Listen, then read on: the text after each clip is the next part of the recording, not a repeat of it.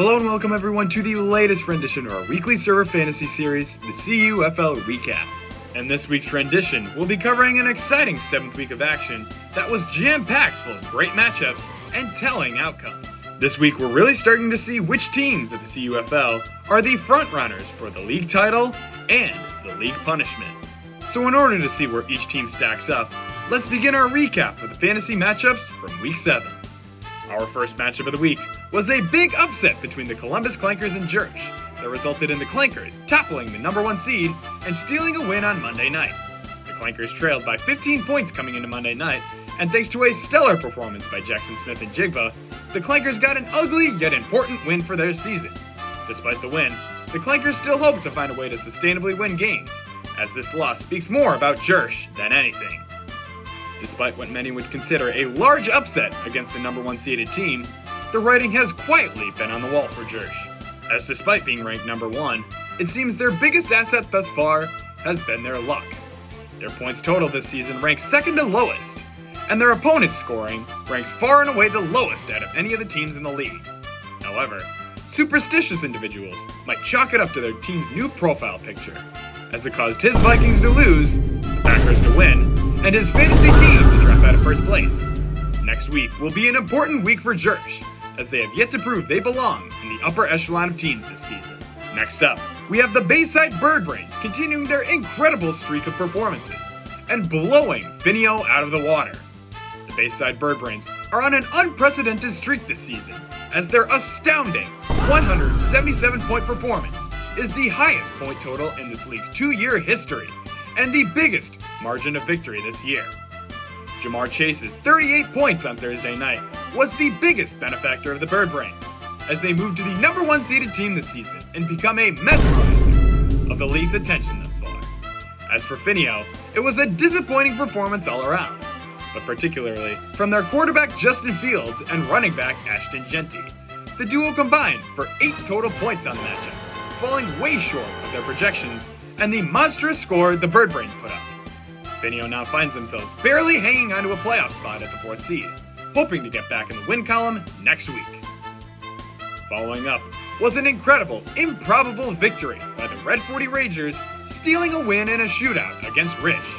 As the week began, Rich thought he had the matchup locked up, as 27 points from Matthew Stafford and 29 points from Keenan Allen put Rich in a tremendous 60-point lead over the Ragers at the start of Sunday Night Football. The Ragers, finding themselves in a deep hole, needed a miracle to pull out a win. What followed was one of the most unbelievable comebacks of the year, as Christian McCaffrey scored 39 points on Sunday night, and Jahmyr Gibbs scored 38 on Monday. The Ragers showed championship DNA this week by facing adversity and climbing back to overcome it. And for Rich, an all-time choke job drops them down to 3-4 and marks their 2nd consecutive loss the past 2 weeks. No.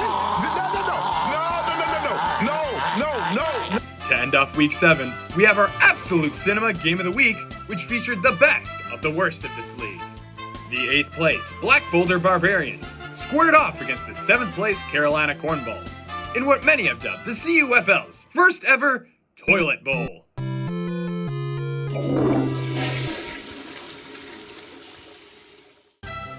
With the two teams neck and neck for the last place spot in the rankings, implications of this matchup are huge, as it may determine who ends up with the dreaded league punishment.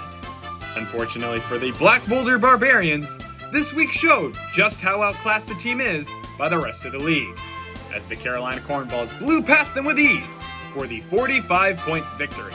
The Cornballs were led by a plethora of superstar performances from the roster, with Justin Herbert and A.J. Brown each scoring 28 points.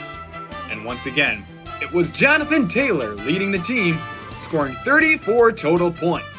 The Cornballs showed the Barbs who's in control and were on the right side of the Magic 8 this week. As for the Barbarians, it's looking like Jonathan Taylor isn't the only Taylor they'll be having to deal with.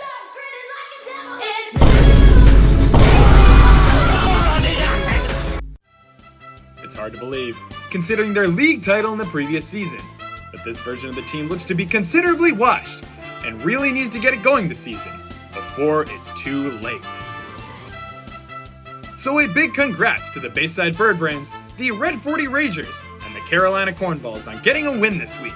Now that Week 7 has concluded, let's take a look ahead at our Week 8 matchups. We have the Columbus Clankers taking on the Bayside Birdbrains, Jersh taking on the Red 40 Ragers, Finio taking on the Black Boulder Barbarians, and Rich taking on the Carolina Cornballs.